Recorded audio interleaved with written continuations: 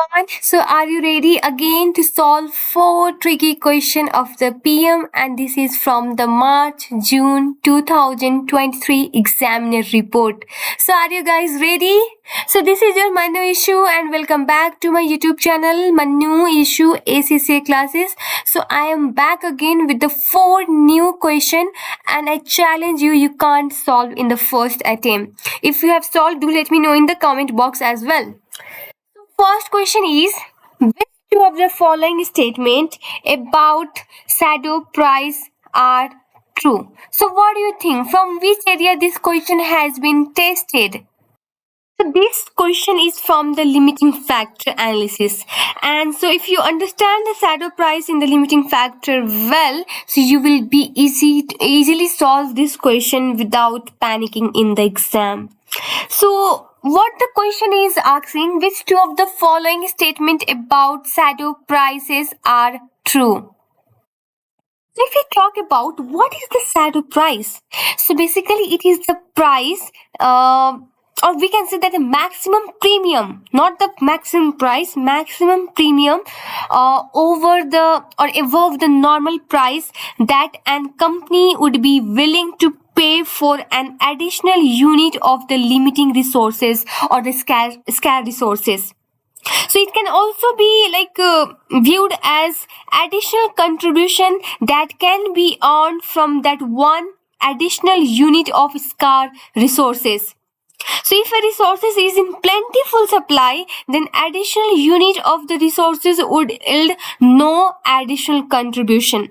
So therefore, shadow price will be, in that case, it will be zero. Right. So here question is asking, they have provided the four option and they are asking which of the option is true for the shadow price. One more thing, the question is asking to choose two option. So if you will choose one, even though it is correct, you won't get the full mark, 2 marks here. So you need to pick up two right option in order to get the full credit. So I hope my question is visible, otherwise I will zoom it. Okay. The first option is, if the demand and the labor hours are constant at the optimum solution, both have a shadow price of 0. See, this is incorrect. Why this is incorrect? Because the resources at the optimum solution will be critical and will have a shadow price more than 0, not 0. That's why it's incorrect. Second, shadow price is the maximum amount a company will pay for one more unit of scarce resources. Again, this is incorrect. Why? Because as I said that shadow price is a premium price over or above the normal price that any company would be paying for one more unit of scarce resources. Suppose if the maximum price, if a resources normally costing $15 per unit to an organization, so having one more unit would generate additional contribution of 3. So shadow price is 3 and the maximum price that company can pay is 18. 15 existing plus 3, but shadow price is 3, not 18. Okay, so that's why this is incorrect. Third, if a resources has a shadow price greater than 0, obtaining one more unit of that resources will alter the optimum solution. Exactly. So if resources has a shadow price which is greater than 0, in that case, then it is scarce and that means it is scarce and obtaining one additional unit of it will impact the contribution on at that optimal solution. Okay. Next, resources which is critical to the optimum solution cannot have a 0 shadow price. It's also correct. Why? If a resources is critical one, supplying one additional unit will alter the optimum solution. Therefore, it will have a shadow price above 0. Okay, so that means C and D are correct, right? Okay, so let's move to the next question. Okay, so I must say, if you give it try for the first time, every student will calculate the answer 101 point something. They won't get exact answer, correct answer. I know where the student will do the mistake. I'm 100% sure. Okay, so let's solve it together. If you want to give it a try, you can pause the video and try to solve it by your own. So you can have a roughly idea where you are actually doing the mistake. Okay, so let's solve this question together.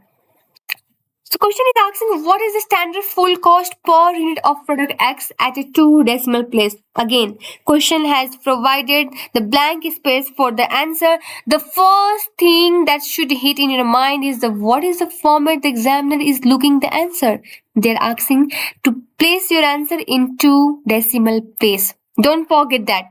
Or you can highlight with the examiner features tools available. Okay, so that you will not miss it out. Okay, so that means we need to consider the variable cost, fixed cost, every cost related to this product X. Okay, so if we talk about the material A, so what would be the total cost of material? I mean per unit. So here 1.2 1.2 kg material is required in 1 unit and that will cost 10. So that means if we talk about per unit, it is dollar per unit. So it is 12. Correct? Again. Now material B. Okay. So now material B.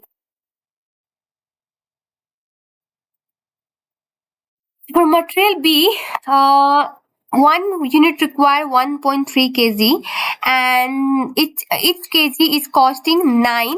So that means altogether it will be multiplying these two will give us 11.7 per unit. Now it's time for labor. So I will write down L.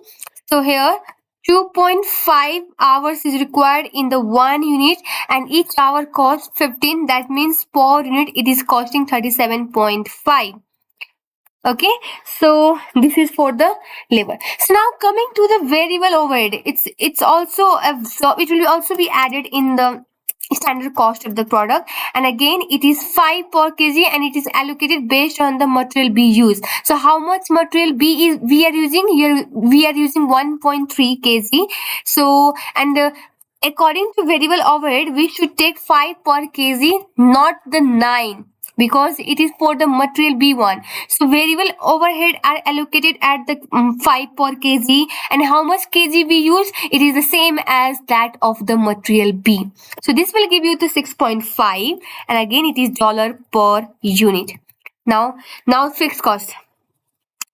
Fixed cost, we need to calculate the per unit, but the question has given the total fixed cost, that is the 80,000, and are absorbed based on the quantity of material A used. So basically fixed overhead are absorbed based on the material A. So how much material A is used in 2,000 unit of the product? So if we will multiply here, if we will do the rough, so material A is 1.2 kg per unit, and how much unit we are producing?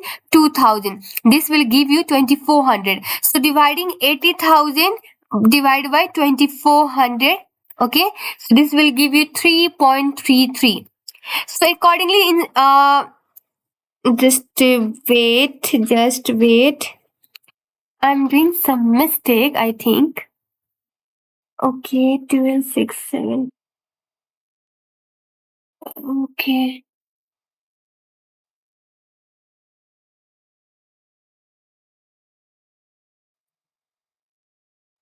Just a second.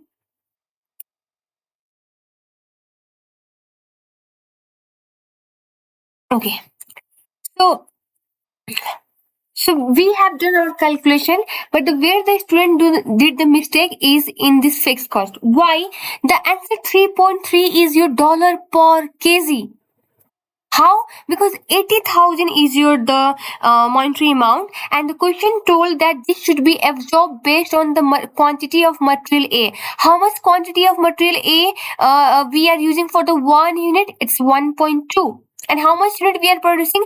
2,000. So I have calculated total kg that are used for 2,000, that is the 2,400, and I have divided this with the 80,000. So this give your answer into dollar per kg, but we need our answer in dollar per unit to find the standard full cost of the product.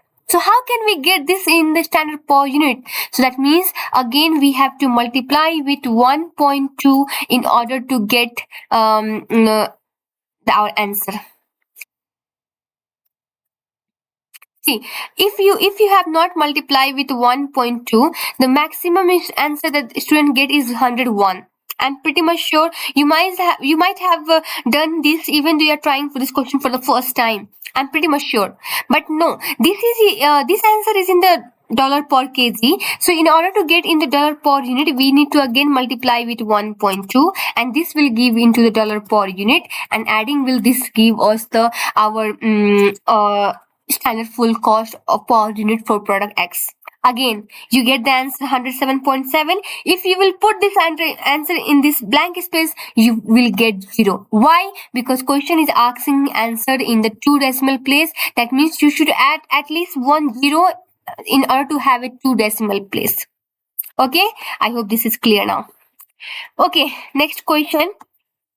Assuming that decisions are made in the best interest of the company, what is the minimum total cost which division B should be expected to pay to division A for supply of component T 500 for the current year to the nearest whole dollar? Again, question asks answer. Question has provided blank space for the answer, and the answer should be in the nearest whole dollar. Okay. Here, Grey Company has two divisions, Division A and Division B. Division A manufactures component T500 which it sells to Division B and to external customer. Okay, the Division A has annual capacity. Okay, and Division A has an annual capacity to produce 20,000 units of the component and has estimated external sales of 12,000 units of component T500 for the current year. Each unit of component T500 costs 20 to make, made of 15 variable costs and 5 fixed cost. Division A sell component to external customer for 22. Division B need to purchase 14,000 units of component in current year.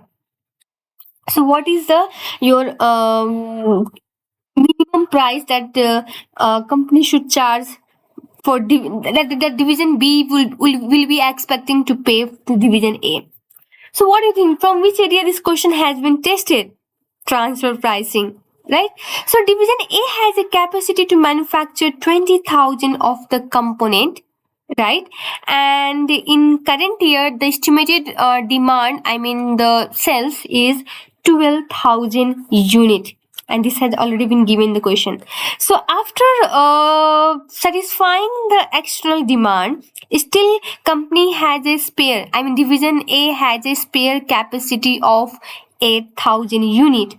However, division B require 14,000, isn't it? Huh?